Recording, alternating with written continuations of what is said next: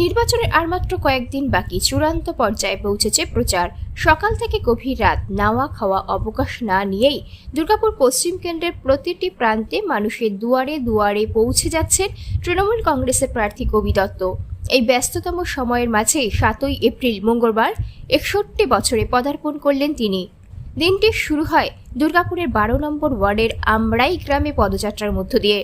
পদযাত্রার সূচনাতেই কর্মী সমর্থকদের উষ্ণ ভালোবাসা ও শুভেচ্ছায় আপ্লুত হয়ে ওঠেন বাপ্পাদা। হাতে কেক নিয়ে হাজির হন সমর্থকেরা।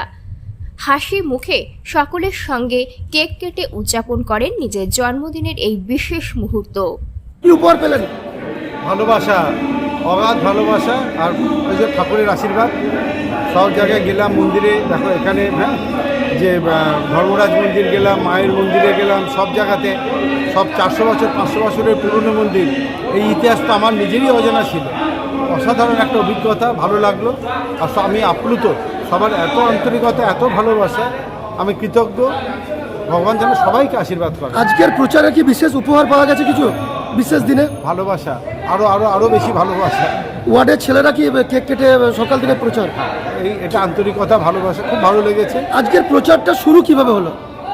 শুরু কেক কেটেই হলো।